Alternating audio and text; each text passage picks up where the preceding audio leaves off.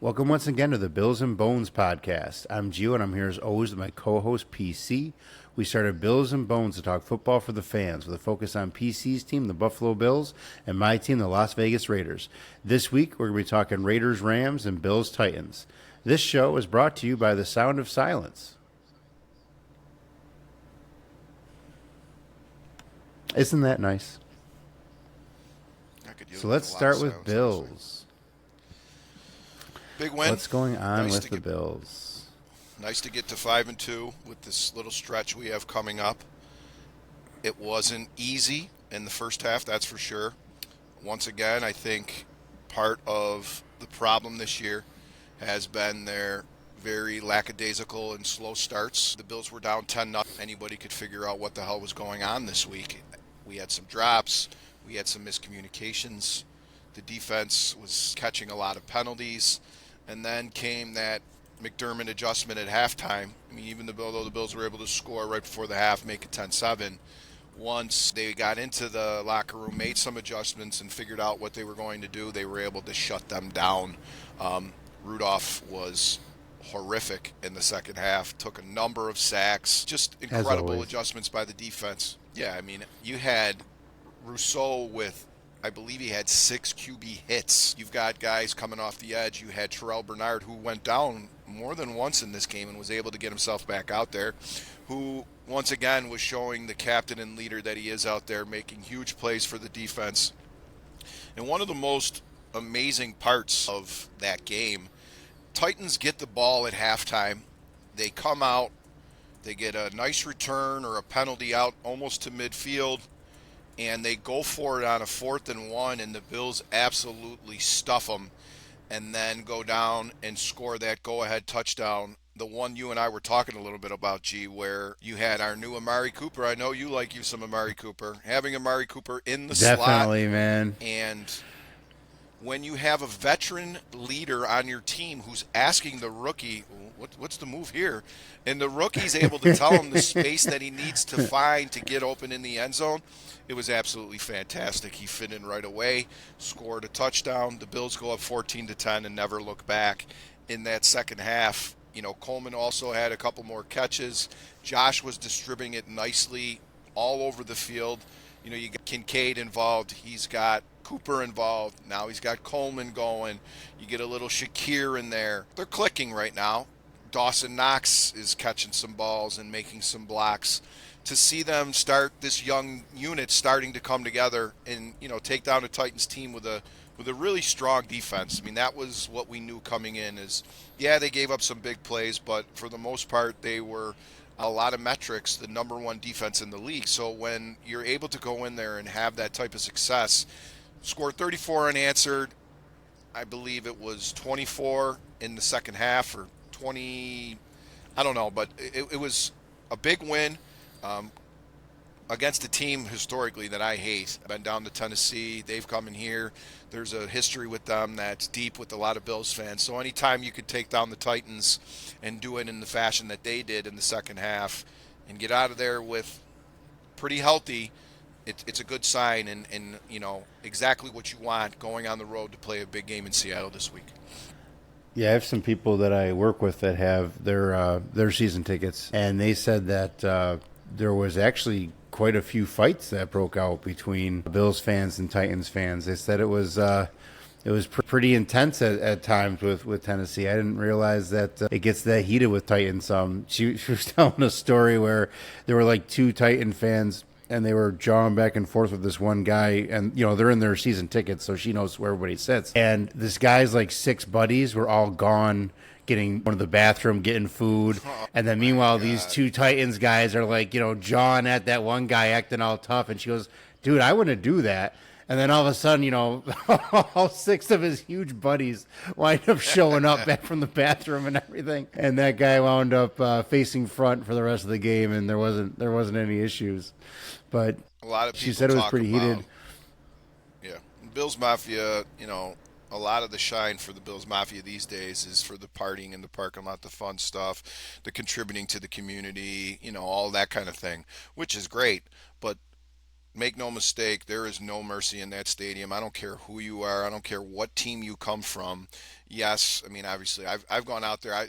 We played Detroit, one of the first games that I ever go to, G, and a guy had a Barry Sanders jersey on, and he got his ass whipped by like five guys. That was I was a very young, one of the first times I've really ever seen a grown man get really his teeth kicked in basically. And you mix booze with that. See, that one of the worst recipes for fights is when an away team comes in and they get a big lead like that, because then they're talking shit. Yep. Then they got something to Yep. say, and Yep. I'll remember I was sitting with someone Not I'm that very I've had close that to last problem year. going to my games recently. Well, But, I have, you so know, I'll definitely tell you that. And we played we don't Denver have to worry about last being year. ahead. Yeah. We played Denver last year, and there were some Denver fans that were sitting in front of us talking smack the whole game. Bills end up losing. So then you get throw in that part of the emotion too. Usually it gets the script gets flipped. The Titans were winning, so they're running it now. Everybody's shoving it back towards them. So throw some booze in there, throw some tough guys in there, and of course you're gonna get into situations like that. Especially if you add a woman. If you add a woman in that mix, if someone touches someone's girlfriend by accident or something, it's over. That's I it. I've see some every game I've been beauties to, out there's at there. least one woman involved in drama somewhere. Some Like great chick fights out there too, man. Amazing, like just full fledged, looking like MMA style. But like it's to be expected. Honestly, though, having the 1 o'clock game is probably the best way to avoid a lot of that stuff. And this season, the Bills do have a lot of home 1 o'clock games, but we're going on the road now for a couple tough ones, and it's going to be something that, well, actually, it's kind of mismatches a little bit, but at the same time, we're going to be away from there this weekend, and then trust me, when Miami comes in, and they're probably going to be 2-8 or 2-7 or whatever they're going to be, it's going to be interesting to see what's going on with that. I like the Amari Cooper fit for Buffalo. I have a lot of respect for Amari Cooper. I think that he is amazing how he plays the game. He does not bring drama to a team. He's a positive leader out there. I think that he's going to be a really nice replacement. For you guys. I think he's going to bring the skill and not the drama, which is I think what you Oh, need. I you think mean like Josh the will drama appreciate that it. Diggs brought, who when he went to Green Bay this weekend and started a fight before the game even started, and then they lose on the last play of the game? That kind of drama. That he's, you know what he That would said? be the drama queen I'm speaking of. Yes. Do you know what he said this week, G? I don't know if you caught it, but he said, "I'm never the bigger man. I'm never walking away. I'm always going to get in the last word." It's like, thanks for proving us right, Man, you he asshole. went to the wrong team, man. Like we got a team for you. He Yeah. went to the wrong team, man. His quarterback, it's going to be an interesting fit now that they're starting to figure out what he's all about. But I could care less Yeah, about them, because you're right. Amari Cooper is a perfect fit for this team, a he veteran is. presence, someone who doesn't have much to say other than his playing on the field. And if you give me Yep. and Josh a guy like that, watch out, because it's just going to make everybody around them better. And look, his frame is very similar to Coleman. He's going to be teaching him some of the tricks of the trade. He's going to be That's the other showing thing him. I think that you gain with him is you gain a teacher out there. Devontae was actually good for that for our team. As much as I'm not happy with his the crap he pulled, but he was Sure, good we'll for get that for our team. I don't think Diggs was good for your team for that. I don't, someone that has that kind of attitude and brings that kind of drama is not spending their time, helping your wide receivers develop into good players and all that. I mean, you can be a really good player, but that doesn't mean that you help develop other people. His work ethic was one of a kind. I'm never going to take that away from him. He obviously got to the position that he was at. And there were opportunities and plenty of times at training camp where I know Diggs was helping the other players out. But this is a whole different animal. This is apples and oranges. I feel like with the amount of young guys that our team has, having someone like Cooper who's not, wearing the gold chains and in the press conference talking shit or throwing anybody under the bus, he's a lunch pail guy. Nick Saban, Cooper went to Alabama. Let's not forget about the stretch that this guy had.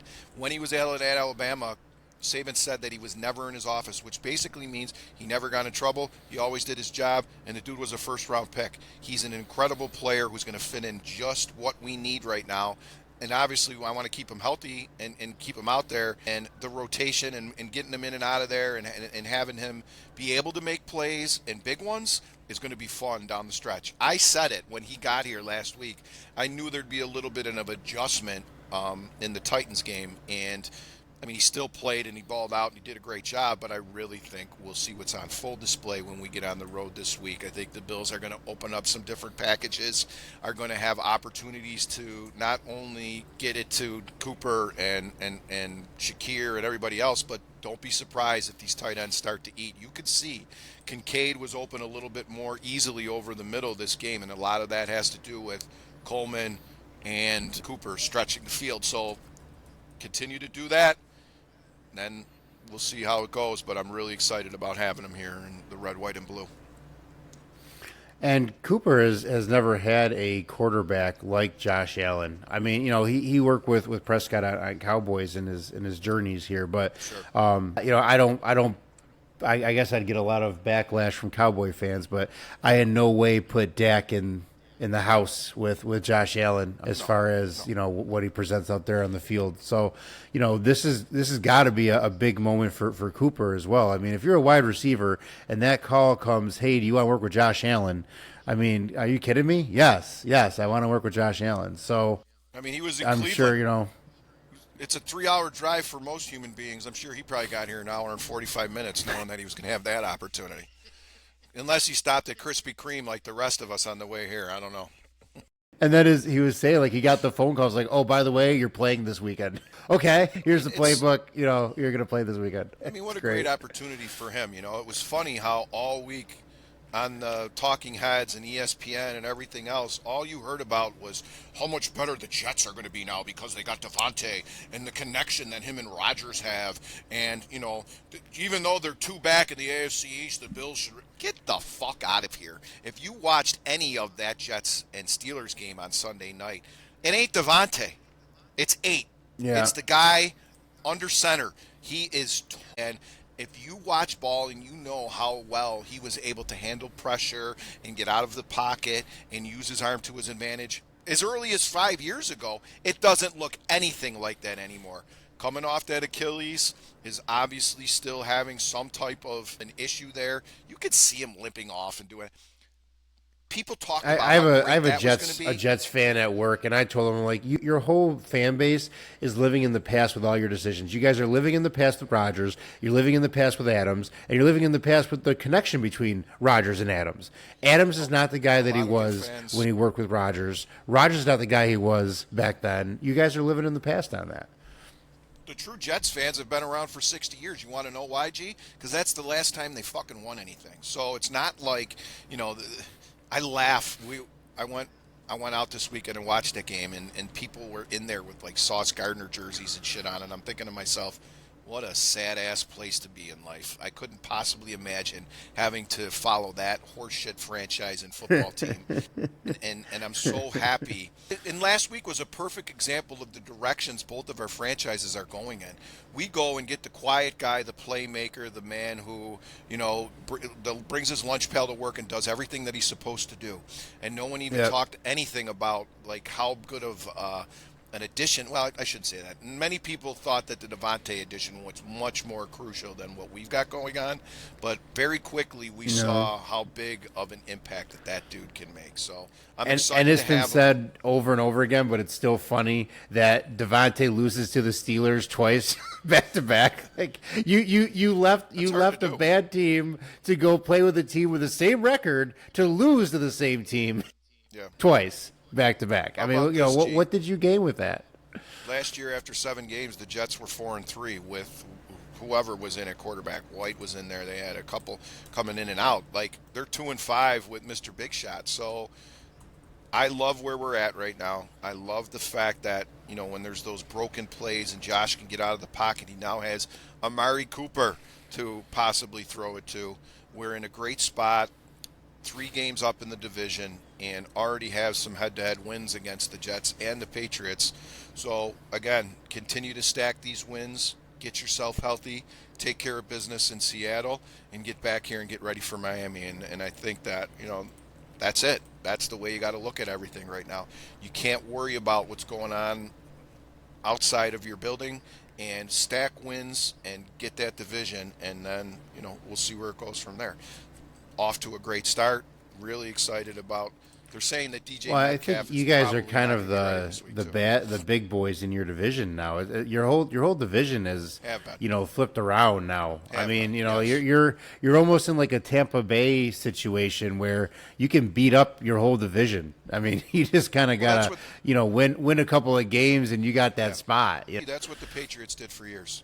They'd go 10-6 or 11-5 because they would smoke their division, and then they'd go pretty much 500 with everybody else, and then be ready for the playoffs. It's a stretch run. You have to stack the wins, get yourself into the tournament, and anything can happen. Obviously, we see what's going on with some of these other powerhouses in the NFL right now, but we can't play the Ravens again for a while. We can't play the Texans again for a while, and the only team really left that I'm worried about in the AFC is the Chiefs, and we have them in a couple of weeks. So things are looking really, really good. We got guys coming back. We've got guys contributing that we're a year or two away, but now already out there. So I'm excited the direction that this is going. The young guys are gelling much more quickly than we had anticipated, and they look really good out there. Just got to stop with these terrible slow starts and come in with a better game plan with your offense so that you don't get behind the eight ball so quickly, because not everybody's the Titans, right? Some other teams are going to score if they get up on you quick like that. But I feel like that's part of what watching Josh Allen seems to be for Bills fans, though. I mean, every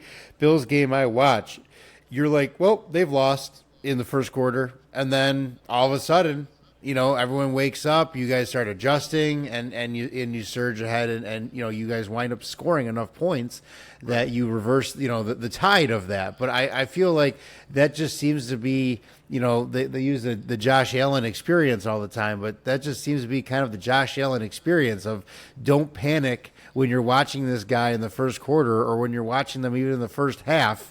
Don't panic, because we're going to come out at halftime and it's going to be a completely different team. What the secret is, to come out the first half, how you guys do the second half, doesn't seem to be something that's been able to be solved since Josh Allen has been your quarterback. It seems like if there was a solution to that, it would have been found already. But Josh needs to wind up or something. It just takes him a while. I mean, this year we've had some very slow starts. I'm not going to disagree with you. Last week, absolutely. The Arizona game was a pretty slow start. Even when we were down in Miami, it took us a while to get going. There's been more than one. Look at the games we lost. Both they jumped on us quick and got after us. So you have an offensive coordinator who's basically in his first full season. You have a guy who is dealing with a lot before, especially before Cooper got here, is dealing with a lot of new guys, a lot of new faces, a lot of young guys that are still trying to figure it out a little bit. And I caught this at the end of the game. Josh was in the locker room. McDermott, comes in there and always gives someone a game ball. It was Josh's 100th game, so he gave Josh the game ball, and what he said was, defense, thank you for keeping us around. Thank you for keeping us in this.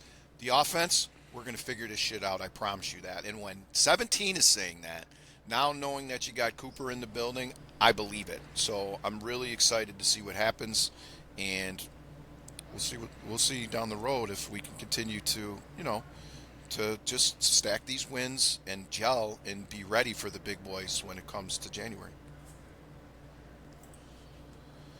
All right, obviously with Seattle coming up this week, the 4 o'clock game. I know last week, you and I were talking a little about it. I thought it was a night game. It's not. It's at 4 o'clock but in Buffalo. Hey, a lot of us call that a night game anyway. But I'm really excited about this matchup. Geno Smith is someone who Sean McDermott had saw a lot of early in his career, and obviously a veteran in this league that has earned his spot and has basically played into that position in Seattle. But this week he is going to be without probably his favorite target in DK Metcalf, who looks like he's going to be week to week with a knee. So that right there is great news for Bills fans, because it will allow us to focus mainly on their strong run game, which I feel like they are going to roll out and try to control that line of scrimmage against us come Sunday night. Now, obviously, the game proved that the Bills have some issues up front with stopping the run, but They don't have Derrick Henry though either. So Turner's a good runner. They definitely have a strong running game. They definitely have a team that is going to wanna move the ball and use a lot of play action for Geno. So I think it's crucial that the Bills go down there. That Seattle is not a place where you can go down and have a slow start. The one thing that's been consistent out there, has certainly been their fan base, and that stadium can get very loud very quickly. Certainly using the silent count, and the team is got to be prepared for that. Sometimes I feel like when the Bills go on the road, they do a better job of preparing. I don't know what it is or why it happens, but I feel like once out what we're going to try to do and they really on it, that's when they start making some noise. But make no mistake, the Legion of Boom isn't there anymore, but their defense is going to bring it, and they are going to try to put pressure on Josh to get him to stay in that pocket, to take those sacks, and to obviously, try to slow him down. But I just feel like the way that this lines up and the way things are going, we talked about it a couple weeks ago, and I talked about it last week. I really think this might be the game where you see some bombs, you see Josh air it out, you see them take some chances, you run the ball and continue to use Ray Davis like we've been using him, and obviously that three-headed monster. Yeah, speaking of Ray Davis, like, what do you think about, like, has he earned, like a spot? Like, has he earned, the whole thing with him and Cook? I think that's a good problem to have. But, that was one of the things that I noticed on the Bills forums where people were saying, like, I don't know, maybe Davis has earned the right to start, or, at least doing more of a split option with the two, or something like that. But it sounds like fans have really gone over to liking Davis and what he's doing. Well, and know this, G. Last week Cook was hurt, and that was 2 weeks ago. Cook was hurt, and that was Davis's op. This week Davis kind of had some issues, and Cook came back, but he still was in there. He still outperformed Cook, though. Oh yeah, he had more yards than Cook did. What I'm looking forward to is when they're both on the field at the same time, because that opportunity is going to present itself once they get healthy, and once.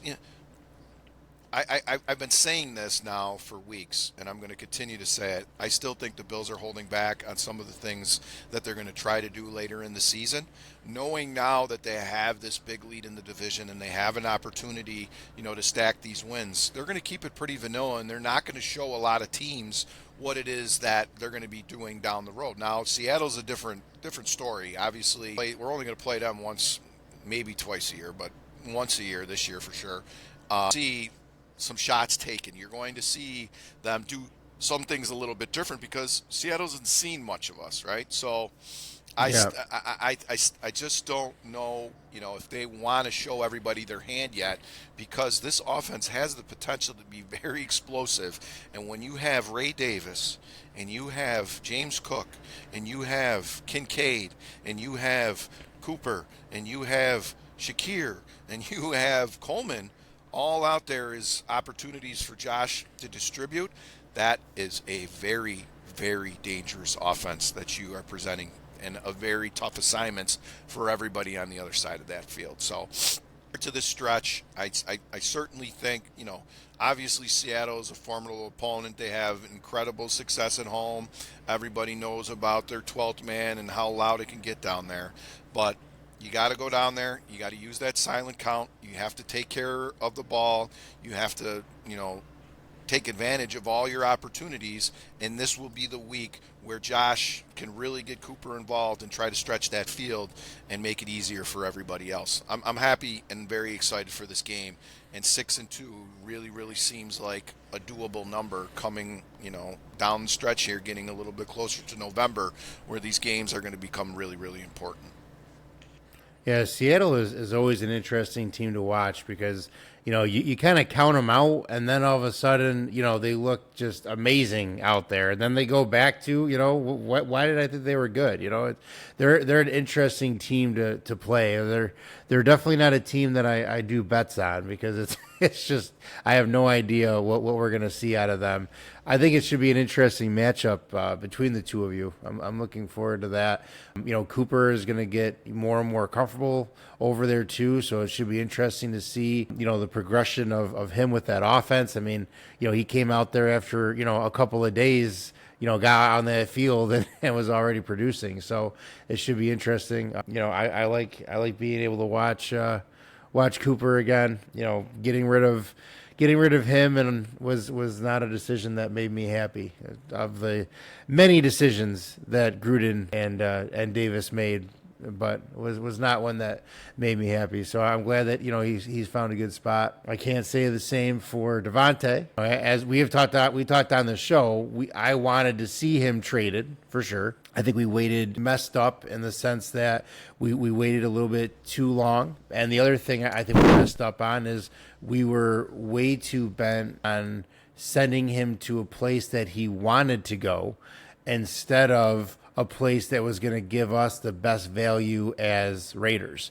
We were way too focused on connecting him and his boyfriend up, and whatever they want to offer us, fine. Still think you guys made way better of the deal there. I mean, obviously losing the star player sucks, but if the Jets are going to eat that money, I mean, that was a dream come true. And obviously they paid way more for what they got than you guys did. I mean, obviously losing, but he wasn't even really a part of your offense. That pick was important. I wanted to get that pick, and I understand. The third pick can become a second pick. All that, with a pretty, after watching the Steelers game, that's a pretty far away ceiling. But for that to happen. But not having to eat the money is huge. I mean, the Bills are going through it this year, where they didn't have an opportunity to go out and get an Ayuk, who ended up getting hurt anyway, or whoever was available in free agency. So we had to bite the bullet, and we were lucky that Cooper came into our hands. But at the same time, I think the major focus of your administration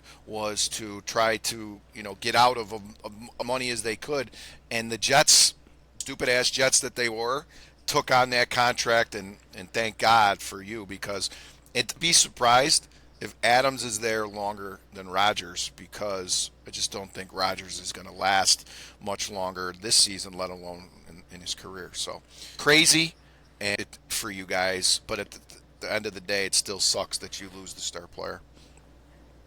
Yeah, I'm this whole thing with, I'm hurt, and then I go over to the Jets, and now I'm running up the field. Devontae, I'm not sure his legacy with the nation is going to be a good one.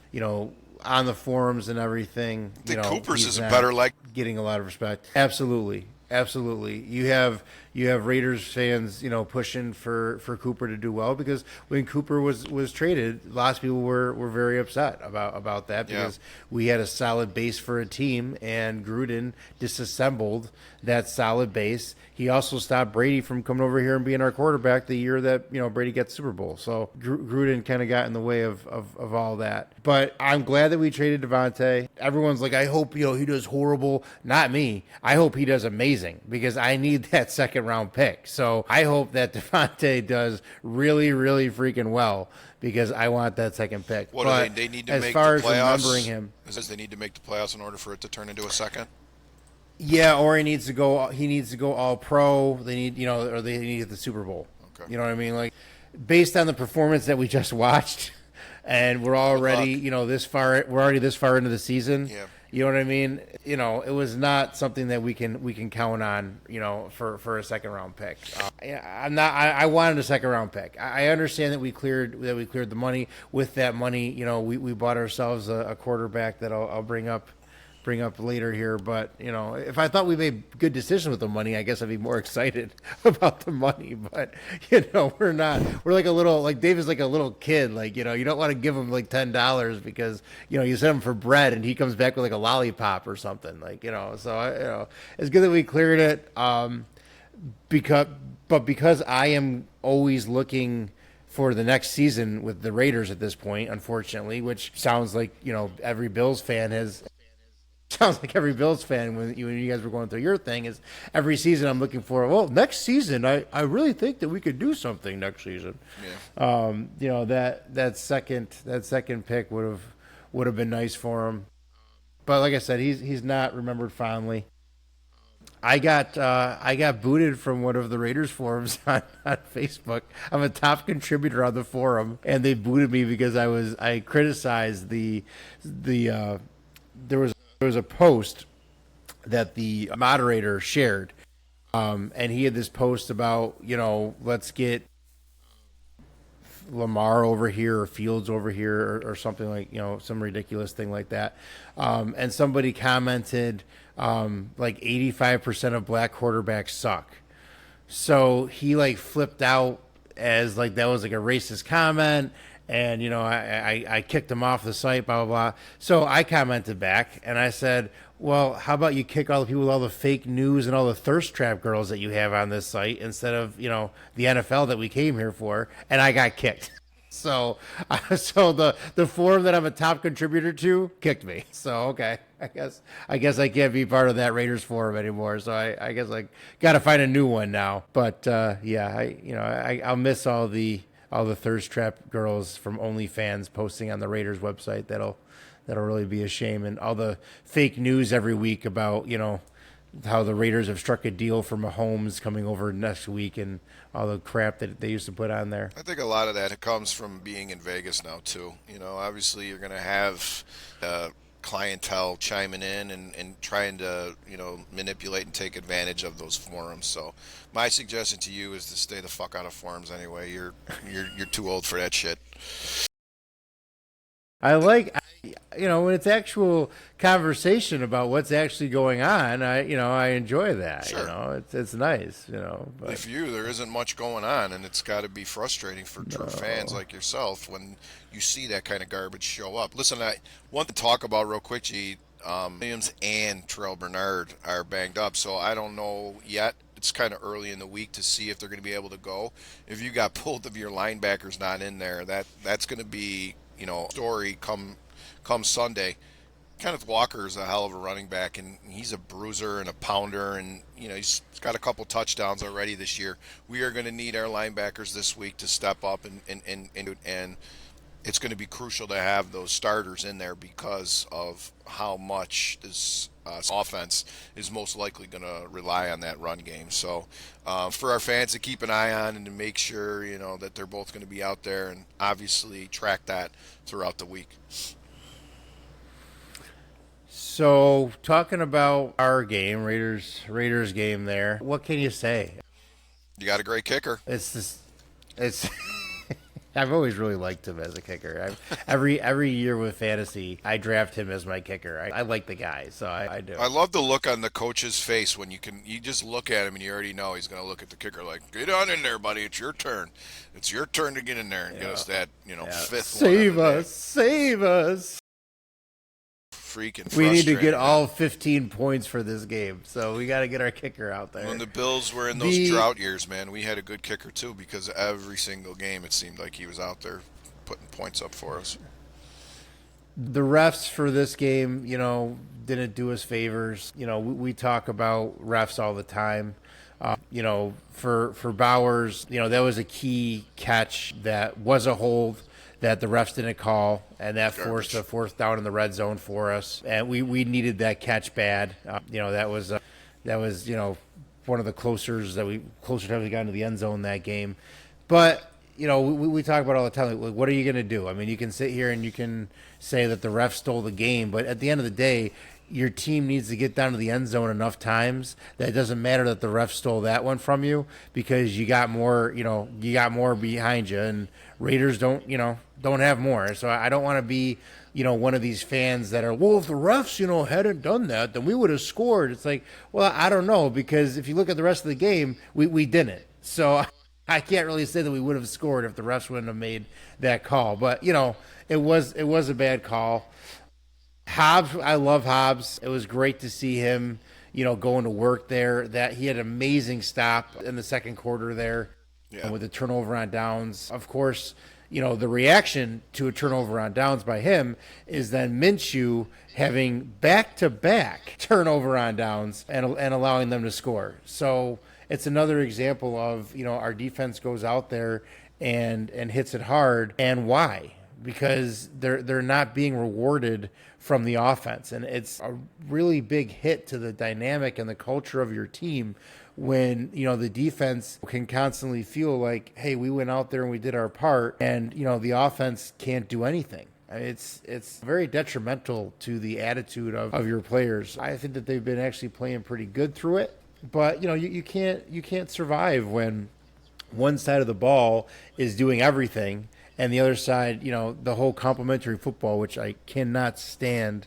that saying, but it is a good way to describe, that whole thing. There were some coaching decisions that were kind of strange. Calling a timeout right before the half to do nothing Horrible. with that. I don't, That I was mean, weird. just because we had them. I don't know what the thing with that is. The biggest coaching decision that AP is getting flack for was, fourth quarter, fourth and goal.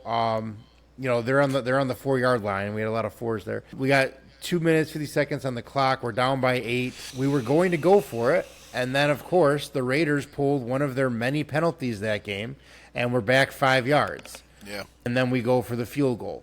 Lots of people are having a lot of criticism towards AP about, well, why didn't you go for it for the touchdown? I actually don't feel like it was a horrible decision. I mean, either way, you got to After the score penalty. twice.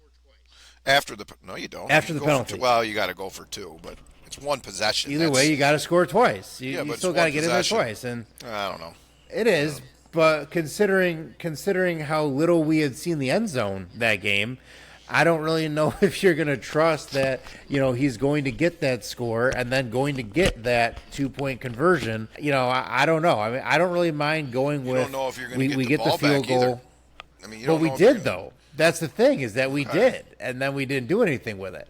So To I lose mean, by 5, so as yeah. far as from a coaching standpoint, I don't really blame AP for that. The AP's decision was we hit the field goal now. We know we got the field goal, and then we still got to score again, but we got to score twice anyway. And in AP's defense, we did get that field goal. We did get the ball back. And then we got 89 yards. We got a minute 40 left to play. And then Minshew throws his 4th interception. So how is that AP's fault or AP's bad planning when you give Josh Allen or you give Mahomes a minute 40 left for 89 yards? Cool, we'll take our time. We got this. So it's not Yeah, but it's that's not also the AP's reason fault that why- Minshew throws an interception. Josh, and I'll tell you right now, if it's 4th and 9 and you're down 8, McDermott's going to go for it there. Reed's going to go for it there simply because they have the tools and the weapons to get it done. I feel like a lot of the reason why AP has to settle for these field goals is that whether it was O'Connell or Minshew in there, you don't have, if you said it best, when you got 2 quarterbacks, you got none.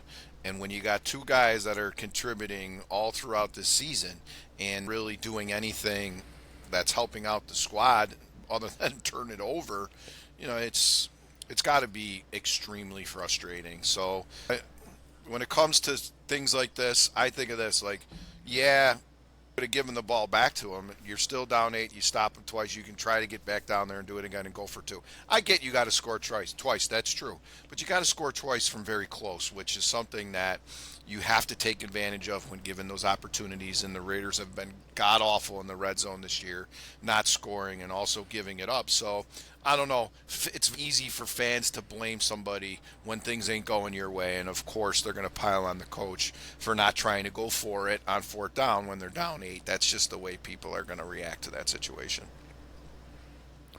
One of the big things that are killing us is the Raiders penalty thing is back again.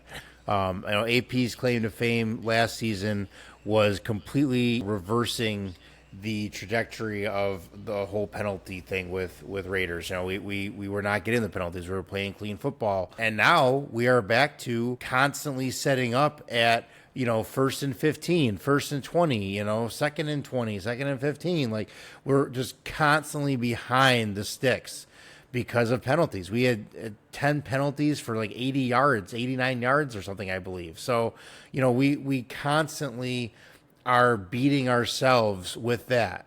And with the quarterbacks we have, they need to only have 10 yards to go because they're not going to get a 1st and 20. They need all the 1st and 10s that we can give them. And that's not happening. They're, between Minshew's, 4 interceptions in a game and us constantly going back, 15, 20 yards, blah, blah, blah.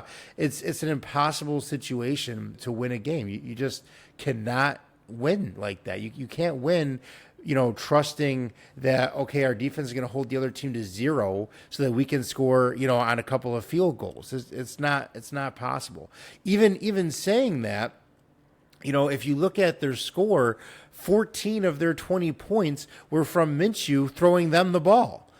So our defense actually did do their job, and our defense actually would have had us win that game, despite the fact that we didn't get in, the end zone, despite the fact that we scored all field goals. If you take away Minshew's 14 points from them, then we still win that game.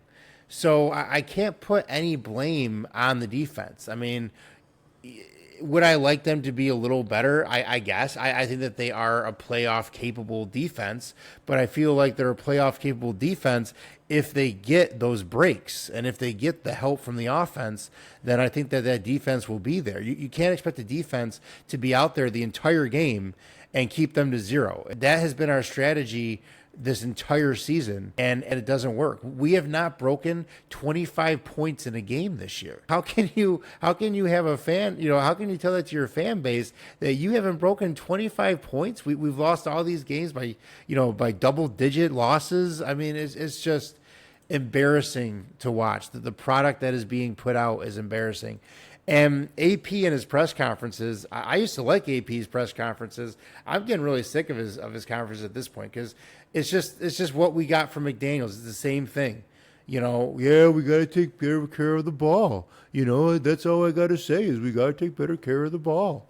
There's no insight there. There's no message to the fans to give them some kind of hope that something's going to change. There's no, real blame being put there as far as, I mean, yes, he's kind of blaming Minshew, for the whole take care of the ball thing, but I don't feel like AP is the gunslinger that that we all wanted him to be. As far as his press conferences used to be, Raiders and blah blah blah blah. All that's gone away now. Now it's just a dejected-looking AP standing in front of the microphone with no answers, saying that we got to take care of the ball every game. So his press conferences are getting a little bit old as well. I don't think that we should replace AP. I'm not calling to replace AP. I think that AP deserves his 2 years that he has on his contract. I think he deserves the 2 years, especially with all the changeover and coaching that we've had. I don't think that Luke Getsy deserves his contract. I think that he needs to get out of there. The funny thing is, this last game, we didn't even really get to see how bad the play calling was, because we didn't really get to see lots of the plays because, they just never happened. We were throwing it to the other team and all that. So I guess Getsy looked better this game because if we had a quarterback that was completing passes and the plays were horrible, it would really shine a light on what Getsy is doing. But when you have a quarterback doing 4 interceptions in a game, you pull the focus from the coordinator, and you pull it to what the hell is Minshew doing? So I feel like he kind of skated that game because who else are you going to blame than Minshew? I mean, the play design is not for Minshew to throw to the other team, so you can't put that on Getsy. I believe you're right about that. It's horrible. It's both of them too. I mean, you lose a game. I honestly feel like Aiden is the better one, but he's still horrible. You lose a game 20-15 and one of the on a pick 6. Like, it's gotta. I mean, 2. No way. 2 of those turnovers. 2 of those turnovers wind up in the end zone. Who you are as a defensive player, if that happens, no matter if you're the biggest Raiders loving guy in the world, some point you're gonna lose. You're gonna lose it. The one thing I do respect about your team for sure is that the defense always seems like they're having fun. I think they know that they're up against it. I think they know that they're what their fans are literally coming to watch now. So they go out there and they put on a show. And to only give up, like you're saying, 1 score on defense and lose the game. That else reminds no other team this season reminds me more of the Drought Bills than the Raiders because of the issues with the quarterback and the strong defense that continues to show up week in and week out. as far as I like to watch a game and think like, okay, what did we learn from this? Did we gain something from it? The play has just been so horrible that we're not learning anything from it. I mean, I guess we're learning that Brock Bowers is amazing. I mean, he set the NFL record in 6 games for a tight end. That's all it took for him. He's tough. It does give you some hope. It's like if I can get him someone that can get him the ball, then great, and hopefully we can get some receivers out there too. We have a receiver core that is better than what we are playing right now. Jacoby is a lot better than what we've seen. I mean, he's obviously on injury right now, but he's a lot better than what we've been seeing. And they're being held back by that play calling, and they're being held back by who's slinging the ball. When you combine a bad OC and a bad quarterback, you can't do it. Yeah, everything you knew was going to happen, unfortunately, is happening. And that's the thing with the NFL, man. When you don't have that centerpiece, you're obviously going to struggle regardless of what you put around them. The defense is fantastic. Giving up only 1 score to still lose a game it's a recipe for disaster. And sooner or later, heads are going to roll there, and it should not be anybody that has anything to do with that defense. No. I do feel like Patrick Graham is a little bit jaded because he didn't get the interim head coach job. He didn't get the head. He started applying to other teams for a head coach job. He tried to get out. He tried to get out of Raiders, and we kept him here. This. So I do feel like there is maybe a little thing going on there. On the other hand, Patrick Graham is not going to tank the defense because he's trying to get a head coach job. So I am convinced that he's doing the best job that he can do because he wants to get out of here. Yeah. But I do think that there is some animosity there. Maybe next year we can call Rob there from the Jets for a defensive coordinator. I wouldn't really mind doing that. But we'll see how that develops. So what do we do? We go out and we get ourselves another quarterback, Desmond Ridder. I will say this, that it's a better decision than I thought they were capable of. I mean, I set the bar so low in the decision making that this decision, as far as who they chose for a backup QB, I at least was like impressed of, well, it's a better decision than we've made in the past. So, I mean, okay, I'll take that as a little bit of a win. So, who is Desmond Ridder? Desmond Ridder was one of those college quarterbacks that come to the draft, a whole lot of hype about him. This guy is going to be, amazing. Then he hits the NFL with Falcons, doesn't work out as well. Falcons drafted him because, his play style is exactly what the Falcons were looking for, as far as, he is that very fast, quick game. Like he, really, really fast on the draw. He doesn't sit in the pocket very long. He can use his legs. He has the ability to throw deep balls, but the problem that Falcons ran into is the accuracy on the deep balls. I mean, he can get it out there, but it ain't going to who he wanted it to go to. Watching some tape on him and just kind of watching his deal in the NFL, the biggest problem that I personally see with him is he ain't seeing the field. No. He's not seeing it. Those you Bagger Vance fans, I mean, come on, give me a little bit of credit for that. That was perfect, right? I mean, come on. But he's not seeing what's going on. I don't think that he's looking at the defense and seeing what they're going to do. I think he's missing some open targets. I think that he is really projecting where he's going to throw it. I mean, if me sitting there watching your tape for the first time and I know where you're throwing it, that's not good. I'm not a professional, so that's not good. And I think that is why he didn't translate as well to the NFL. Now, the problem with him, speaking of purgatory, the problem with him is that he was good enough that the Falcons didn't want to just slash him right away, bad enough that they were complaining about him.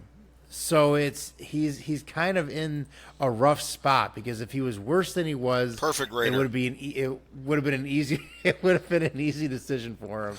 If he was better than he was, then he'd still be the starter there. Yeah. So, it's the thing that I don't like about his history is they put him on a team that was perfect for his play style, that they went after this guy because he was perfect. Yeah. And he didn't work out. Yeah. That worries me, that you went and found your perfect quarterback and he still could not make it work. In saying that, as far as potential goes, we have a short game right now. That's what we have. Our tight end is our best receiver. So we have a short game. Jacoby Myers runs really nice short routes. We could use a quarterback that can get it out quick because our O-line is weak. So we could use a quarterback that gets it out quick. We could use a quarterback that, has lightning on that short pass. And we could use a quarterback that gets some deep balls once in a while. Getting a quarterback that can get some yards on his feet. Like, all of those things sound really good. The problem is that when you look at his career, and he's got 13 games with the Falcons, and he's got completed 63% of his passes, and in those 13 games, he's got 10 touchdowns and 10 interceptions.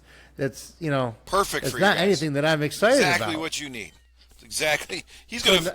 now we got three Aidens. You got we three of the Aidens same now. guy. I was about to say. Now you got a three-headed monster. So you guys should be okay. We got like Which the is Three great. Stooges out here. So I mean,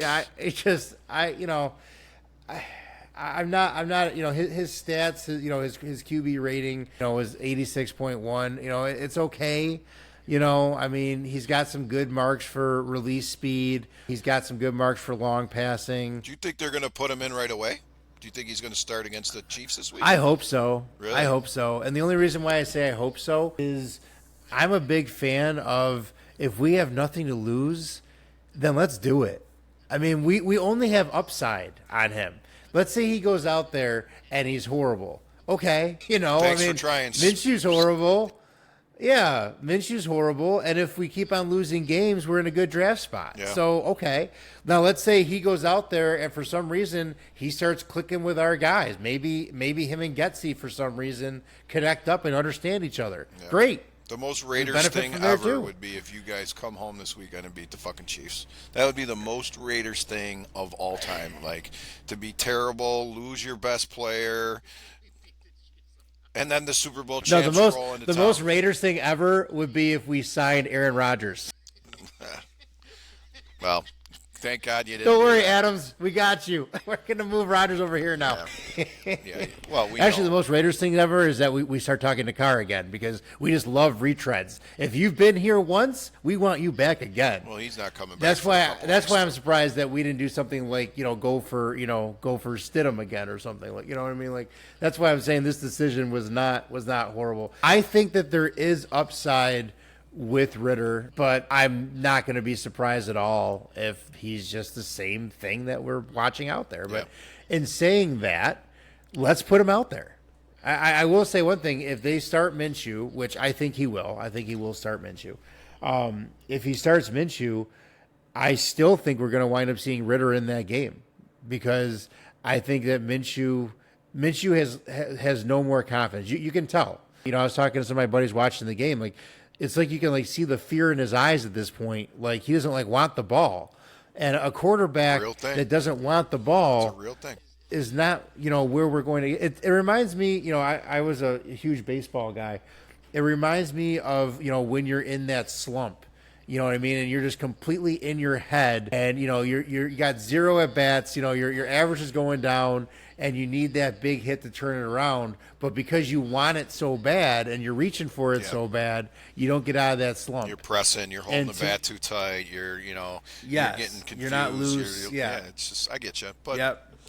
And to me, that's where Minshew is at. I think that Minshew is in a hitter slump, and I don't think that a game against the Chiefs is going to help him out.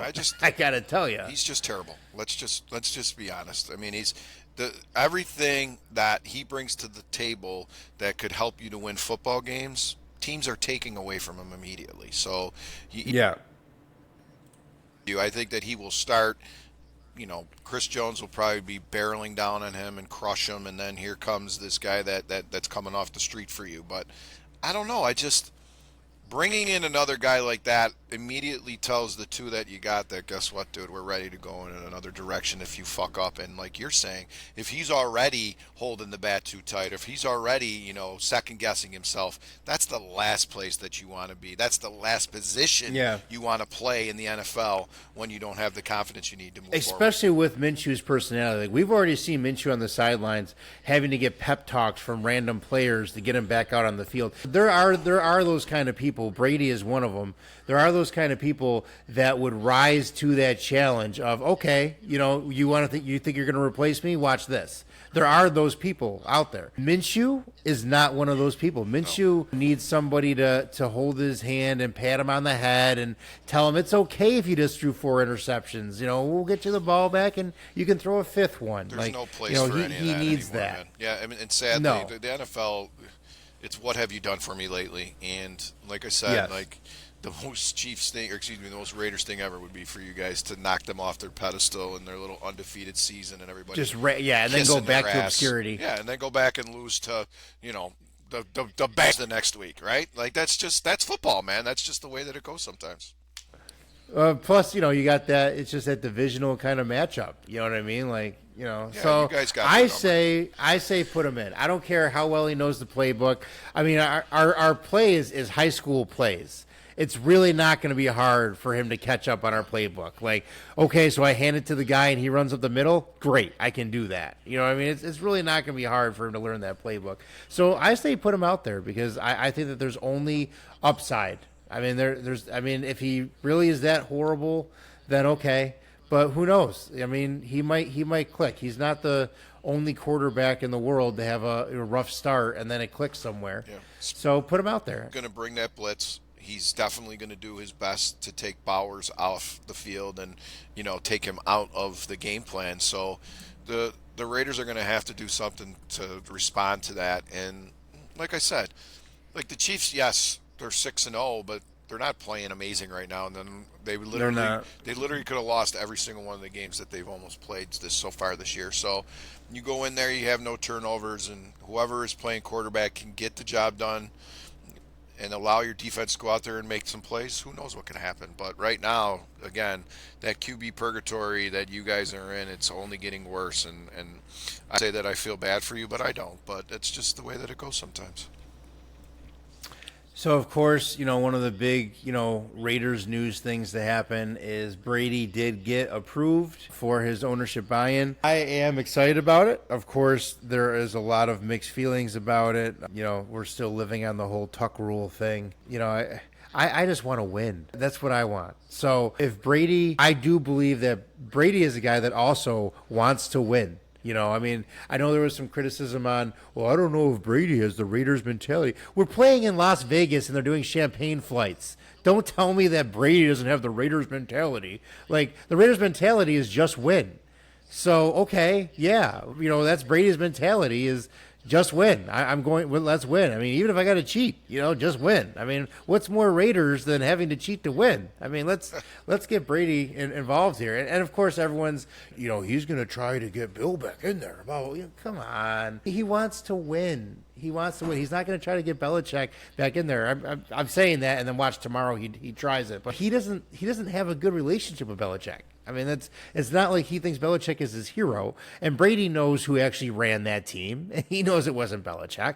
So I don't really see him hunting to get Belichick back. I see him wanting to win. My biggest problem with Brady coming in is the restrictions that he has, because of the announcing. So he's not permitted to be in another team's facility. Okay, that's fine. The big one, because I want him to be a GM. So the big one is he's not permitted to witness practice. That's a big hit for something like that kind of. Obviously, he can't be a GM if he can't witness practice. So at this point, I want him to be a GM. So that's where I'm gunning for. That gets in the way. Not permitted to attend broadcast production meetings. Prohibited from publicly criticizing game officials and other teams. He's subject to the NFL's gambling policy. And he's subject to the NFL's anti-tampering policy. Nothing crazy or really that unexpected as far as regulations coming down. But they are regulations that will stop him from fulfilling the position that I want him to fulfill. I think that he was a very good secret GM for the Patriots for all those years, and I would like him to be an actual GM and see what he can do. A few things on that. I mean, Brady was definitely running the show in New England at the end, but Belichick was the god there. Beginning, when you win 6 titles, you do it in a lot of different ways. But in the beginning, that franchise had its success because of the defense and because of the way that Belichick ran the room. I agree with you. I doubt that they're going to bring him out there just because they have the same relationship that they once had. But I feel like to say that that they don't like each other is crazy. When for someone as long as did, you're obviously going to have some arguments. You're gonna bump heads quite a bit, but I feel like they kicked the tires on pretty much everybody after this season. The way things are going for the Raiders, and I'm sure that Al Davis already talked about the possibility of Belichick being a part of that, but who knows? I think is really interesting is how the hell do you work on television while you're going to be doing this job? Like, it's interesting that he took on this huge contract to work for Fox, but now he's doing this with the Raiders, and it'd be a lot of times where he's not going to be able to be a part of the action where another broadcaster would have full access. So it's crazy. It's weird. We'll also have some new partners, Vince Carter and Tracy McGrady, who were NBA stars for years, and also Jozy Altidore, the great soccer player. They got a small little chunk of the Bills as well, and are going to be, having a little minority stake to that. So to making some moves to make some money. A lot of people in Buffalo feel like they allowed that to happen, and they're now going to use that money to, pay off the other part of the stadium that's being built out there. So it's interesting that last week both of our teams got new wide receivers, and this week we got new minority owners in the building. And for whatever reason, it seems like when something happens for us, something's happening for you guys. So it's cool that we get to talk about it on this show. Grady and Vince in the building a couple weeks ago, everybody was kind of scratching their head as to why they were there, and to find out that one of my favorite NBA players of all time is now a minority, stake owner in the Bills is a pretty cool place to be. So I'm happy for that. I'm happy for you guys that you actually got a winner in the building, and we'll see what Brady can do for you. Yeah, I think Brady's capacity right now, especially because Mark has said that, is he's going to be that advisor role. Yeah. Which he can do, as a broadcaster. But the problem is that I know that Davis, has all the respect for Brady in the world. I don't know what Telesco thinks of him, and that's our GM. Yeah. You know what I mean? So I don't know how much our GM is going to be listening to Brady. I know that Brady has a lot of influence on Davis. I don't know what his influence is on Telesco, which is another reason why I kind of wonder about Brady becoming a GM, because with the respect that Davis has for Brady, if Brady and Tom wind up bumping heads enough, Davis might say, you know what, I'm just gonna, if Brady will do it, then great. You're the new GM, and we don't got to bump heads anymore. So I could definitely see Brady moving into that kind of role. I think it'll come down to how much does he wind up liking sportscasting. I think that's what it's going to come down to. Of course, on the forums, people are like, oh, maybe he can come back and be our quarterback. Like, stop that. Stop all of that. Just stop that nonsense. But I could see him wanting to be back in the action somehow. I don't think that his skills lie in being like a head coach or something. Yeah. I think that his skill is finding talent. I think that he has a very good eye for talent, and I think that he has the ability to pull talent to your team. Yeah. So I would love to see him in that role. And with this move, I think it's also almost a guarantee that we're going to go for Sanders next year, for our QB. Him and Tom have a relationship. Telesco was a scout, too. Don't forget. I mean, a majority of his career was spent in Indy. So, when he was with the Colts, they played the Patriots quite a bit. So be surprised if Telesco and Brady end up having a pretty solid relationship, considering the fact that he's been in the league for as long as he has. Does that mean that they're going to agree on everything and they're going to both go the same direction? Of course not. But who knows? Down the road, you would like to have Brady in that GM spot. In my opinion, I'd rather have a seven-time winning Super Bowl quarterback as a GM than a guy that was a scout for the Colts. That's where I'm coming from.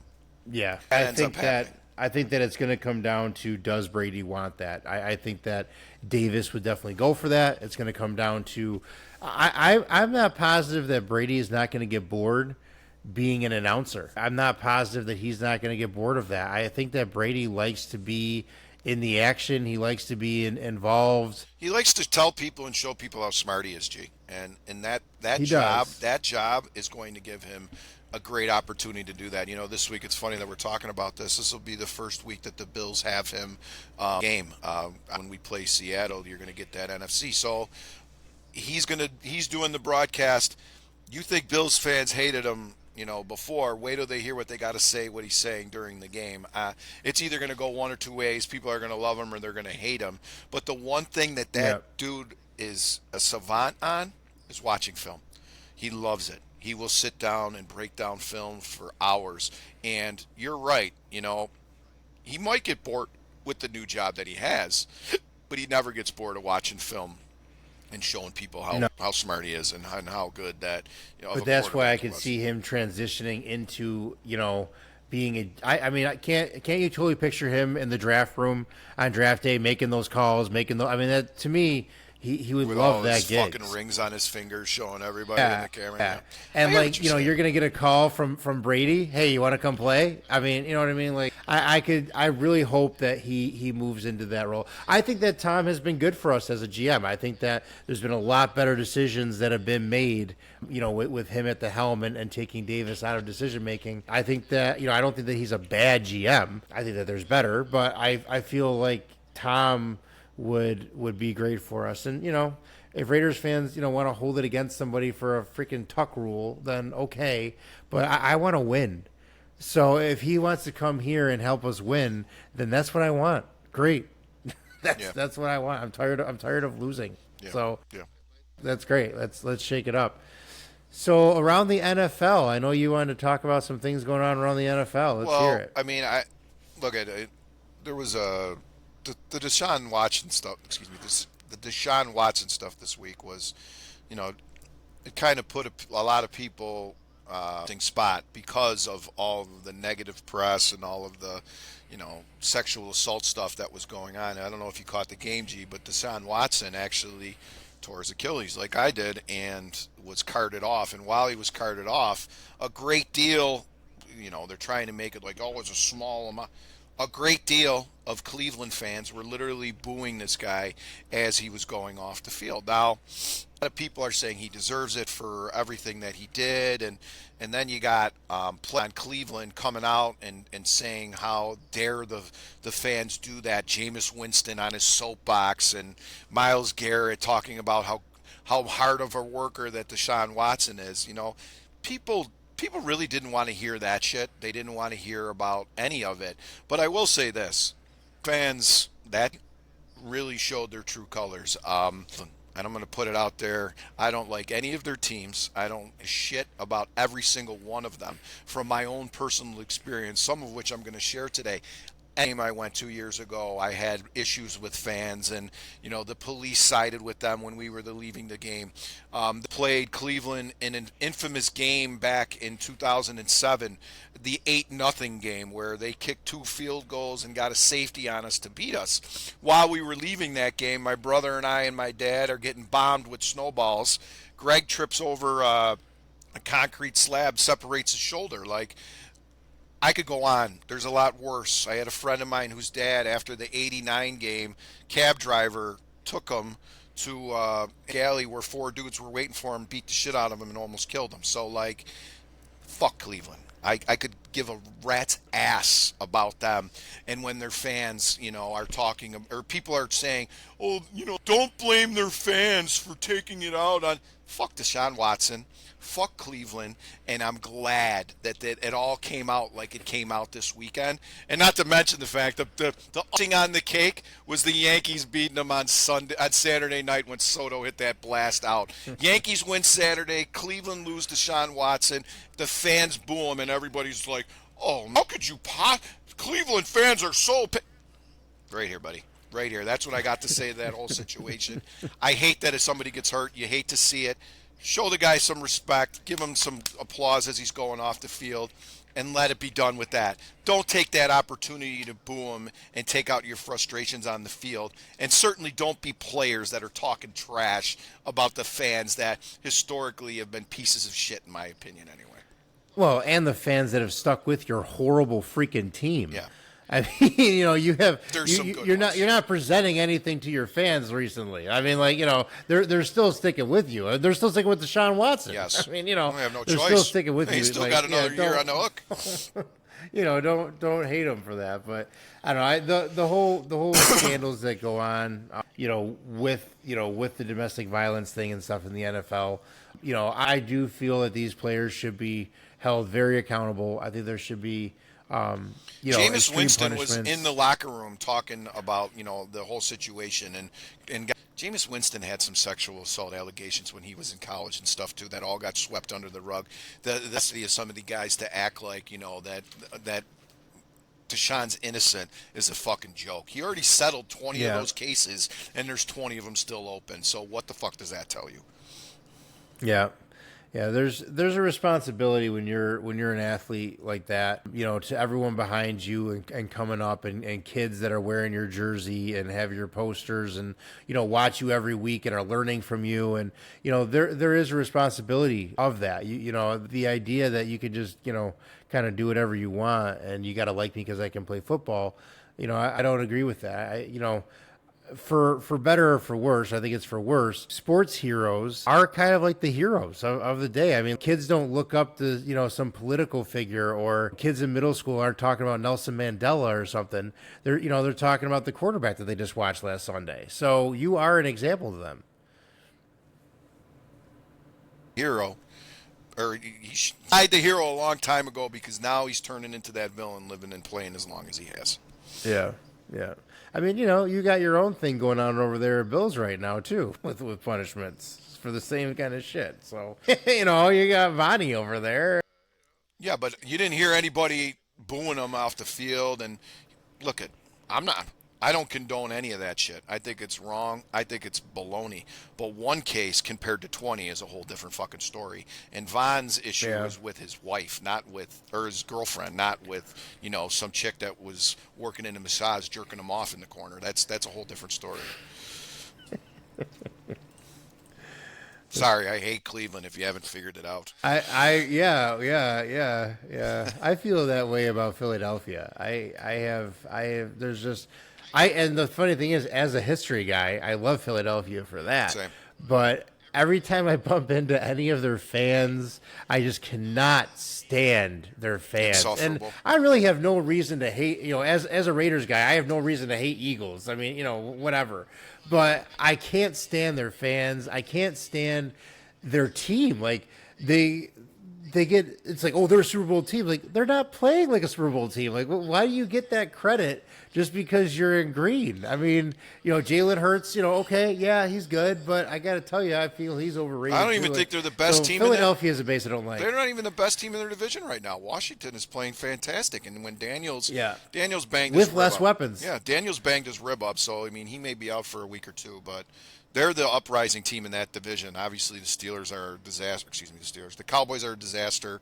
The Giants stink, and you were just saying it. So, I mean, Phillies hasn't yet to figure it out. But, again, fuck Cleveland. Well, we'll see you guys next week. We'll talk about the games. Of course, Raiders fans, we got a huge one coming up here with Chiefs. The game after that, Bengals, I'm actually going to be at the game. Awesome. So, yeah, so we'll have some. Hopefully, we'll have some game stories from that. It's a new city for me. I haven't been to Cincinnati before, so it'll be a new stadium, new city. Get to that Hard Rock, and go check out the zoo. Stace and I went there a couple times, so it's fun. So we'll be doing that. This one we're not bringing my daughter to. We brought her to the Minnesota game, but this one we're going just us. So Enemy territory. that'll be a lot of fun. That'll be good for you. We're going to have Raider James on for the Bengals too, so he's going to be on the show. Okay. So we'll do it then. All right. So thank you guys for joining us. Check out our other shows. We have our off-season shows as well. So we covered a whole lot of different topics over the off-season, topics surrounding how the NFL works. Catch up, baby. Just, catch up. Yeah, catch up on that stuff. Obviously last week's show already happened. We're on to this week, but check out our off-season shows. We had some game shows on, a lot of fun. So check those out. We're on YouTube. We are on Twitter. We are on everywhere where you get your podcast. Give us those likes. Give us those shares. Let us know that you're listening, and we will see you next week.